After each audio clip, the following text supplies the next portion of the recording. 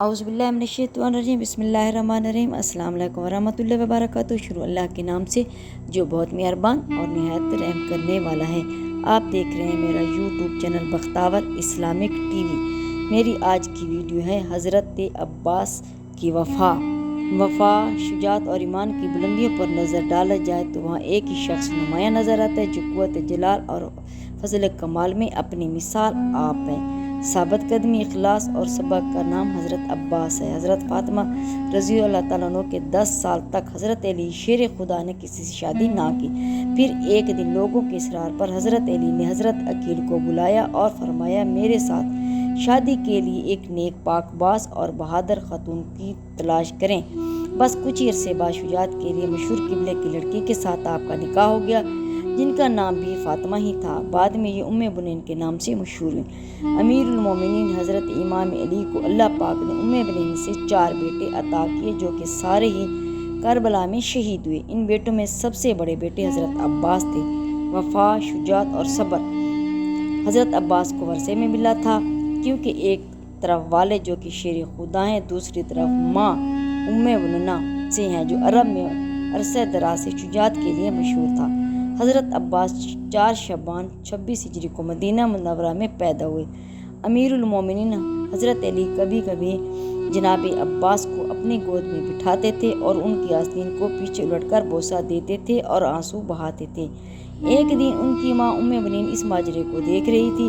حضرت علی نے فرمایا، یہ ہاتھ اپنے بھائی حسین کی مدد اور نصرت میں کاٹے جائیں گے، میں اسی دن کے لیے آنسو بہا رہا ہوں۔ جناب عباس نے حسنین کریمین کے ساتھ تربیت پائی۔ جب آپ جوان ہوئے تو لوگ آپ کی دانشمندی، کمالات اور بہادری کی مثالیں دیتے نہ تھکتے۔ جب حضرت علی شہید ہوئے تو آپ اس وقت 14 سال کے تھے۔ اس عظیم صدمے کو برداشت کیا اور جنازے کو رات میں دفن کیا۔ بس اس دن سے حضرت عباس کے امتحان شروع ہو گئے جو سب کے سب انہوں نے ہمت اور صبر سے برداشت کیے۔ آخر کو آپ نے وہ دن بھی دیکھا جب حضرت امام حسین کو زہر دے کر شہید کر دیا گیا۔ آپ کا جنازہ بھی صحیح طرح سے نہ پڑھنے دیا گیا، لیکن یہ سب بھی ایک بہادر باپ کے بہادر بیٹے نے صرف اسی لیے برداشت کیا کہ حضرت حسین نے انہیں یہ کہہ کر منع کر دیا تھا کہ عباس، ابھی جنگ کا وقت نہیں آیا ہے۔ جناب عباس کی شادی عبداللہ بن عباس کی بیٹی لیبا سے ہوئی، جن سے اللہ پاک نے انہیں 2 بیٹے عبداللہ اور فضل عطا فرمائے۔ آپ ہمیشہ حضرت امام حسین کی شانہ بشانہ رہے، بلکہ حضرت عباس ہمیشہ بنی ہاشم کے 30 نوجوانوں کا حلقہ بنا کر حضرت امام حسین کی حفاظت کے لیے ان کے ساتھ رہتے تھے۔ آپ نے ہمیشہ اپنے آپ کو حضرت امام حسین کا غلام بنا کر پیش کیا، نہ کہ بھائی۔ یہاں تک کہ کربلا کے میدان میں بھی آپ نے اپنی غلامی اور وفا کا مظاہرہ کیا۔ ابن زیاد جانتا تھا کہ جب تک عباس کربلا کے خیموں میں موجود ہیں ہم ان تک نہیں پہنچ سکتے، اسی لیے اس نے ایک چال چلی کہ شمر ملون کو 4000 سپاہی دے کر حضرت عباس کے پاس بھیجا۔ شمر نے حضرت عباس کو کہا کہ میں ابن زیاد کی طرف سے عباس تمہارے اور تمہارے بھائیوں کے لیے امان نامہ لکھوا لایا ہوں، اس لیے تم یہاں سے جا سکتے ہو۔ بس یہ سننا تھا کہ حضرت عباس کا چہرہ مبارک سرخ ہو گیا۔ آپ نے امان نامہ پکڑا اور اس کے 2 ٹکڑے کر دیے اور فرمایا کہ ہمت ہے تو مجھ سے مقابلہ کرو۔ تم لوگ چاہتے ہو کہ میں نواسہ رسول صلی اللہ علیہ وسلم سے غداری کروں؟ چنانچہ شمر اور ابن زیاد اپنے مقصد میں کامیاب نہ ہو سکے۔ پھر کربلا کے میدان میں جب باری باری سب شہادتیں پیش کر رہے ہوتے ہیں تو حضرت عباس نواسہ رسول صلی اللہ علیہ وسلم عرض کرتے ہیں کہ آقا حسین، اب مجھے اجازت دیں کہ میں یزیدوں کو جہنم رسید کروں۔ لیکن حضرت امام حسین فرماتے ہیں کہ عباس، یہاں شجاعت کا امتحان نہیں بلکہ ہمارے صبر کا امتحان ہے۔ حضرت عباس خیموں کے گرد چکر لگا رہے تھے۔ حضرت بی بی سکینہ ہاتھوں میں مشکوزہ لے کے جناب عباس کے قریب آئیں اور کہنے لگیں، چچا عباس، میرے اصغر نے 3 دن سے پانی نہیں پیا۔ غازی عباس نے بی بی سکینہ کو دیکھا، خالی مشکوزے کو دیکھا، فرمانے لگے، اے میری آقا زادی، میرے حسین سے کہو کہ میں آپ کے لیے پانی لے آؤں۔ بس بی بی سکینہ حضرت عباس کو لے کر امام حسین کے پاس آتی ہیں اور فرماتی ہیں، اے ابا جان، چچا کو اجازت دو، نہر سے پانی لے آئیں۔ امام حسین نے غازی عباس کے چہرے کو دیکھا، ایک آہ بھری اور فرمایا، سکینہ، عباس جاؤ میری بہن زینب کے پاس، اگر میری بہن عباس کو اجازت دیتی ہے تو عباس تم چلے جانا۔ حضرت عباس اور معصوم سکینہ بی بی حضرت زینب کے خیمے کے قریب آتے ہیں۔ جب بی بی زینب حضرت سکینہ کی معصومیت کو دیکھتی ہیں تو یہ کہہ کر حضرت عباس کو نہر سے پانی لانے کی اجازت دیتی ہیں کہ میرے بابا نے وصیت کی تھی، زینب شام کی گلیوں میں جب ہاتھوں کو رسیاں باندھے لیا جائے گا تو اس وقت صبر کا ہاتھ دامن سے مت چھوڑنا، اور میں کہا کرتی تھی کہ جب عباس جیسا شیر بھائی کوئی ہو تو اس کو بھی کوئی گرفتار کر سکتا ہے بھلا۔ حضرت عباس پانی کی مشق لیے گھوڑے پر سوار ہوتے ہیں، ایک ہاتھ میں علم اٹھاتے ہیں اور نہر کی طرف بڑھنے لگتے ہیں۔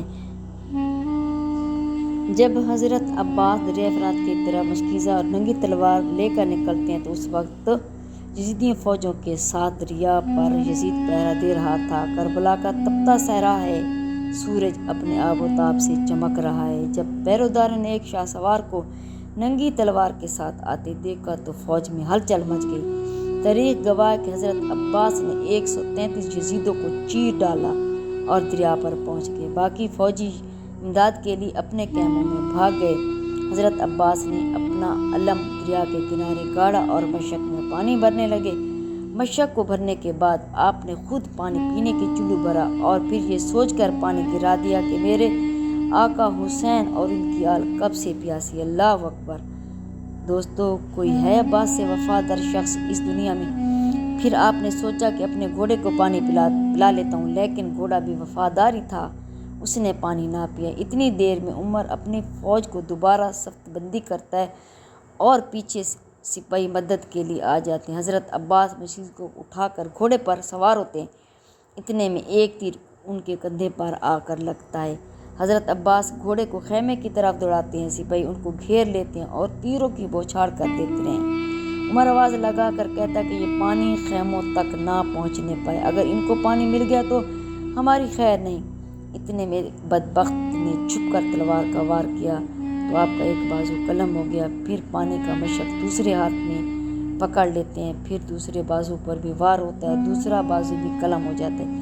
اس کے بعد جناب عباس پانی کا مشک منہ میں پکڑ لیتے ہیں، پھر سب یکجا ہو کر تیر برساتے ہیں، پانی کے مشکے کو بھی لگتے ہیں اور پانی بہہ جاتا ہے۔ جیسے ہی پانی بہتا ہے تو میرے آقا کی آنکھوں میں آنسو آ جاتے ہیں اور گھوڑے سے نیچے گر جاتے ہیں، تیروں سے نڈھال ہوتے ہیں۔ یزیدی فوج فتح کے نعرے لگاتے ہوئے واپس جاتے ہیں۔ جب امام حسین حضرت عباس کو گرتا دیکھتے ہیں تو ان کی طرف بڑھتے ہیں اور آ کر حضرت عباس کا سر اپنی گود میں لے لیتے ہیں۔ حضرت عباس پہلی دفعہ حضرت امام حسین کو اپنا بھائی کہہ کر پکارتے ہیں اور معافی مانگتے ہیں کہ میں معصوم سکینہ کے لیے پانی نہ لا سکا۔ آپ کی روح مبارک اس دنیا سے کوچ کر جاتی ہے۔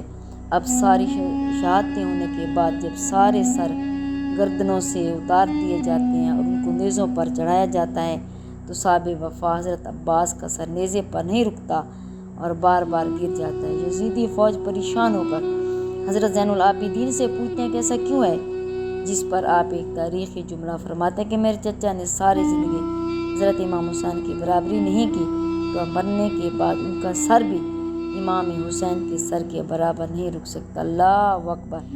یہ سن کر شمر کہتا ہے کہ عباس کے سر کو گھوڑے کے ذہن سے باندھ دو۔ لاکھوں کروڑوں سلام حضرت عباس کی وفا پر۔ اللہ پاک ہم سب کو اللہ کے دین، اس کے پیارے نبی حضرت محمد صلی اللہ علیہ وسلم، ان کی آل پاک سے وفا کرنے کی توفیق عطا فرمائے۔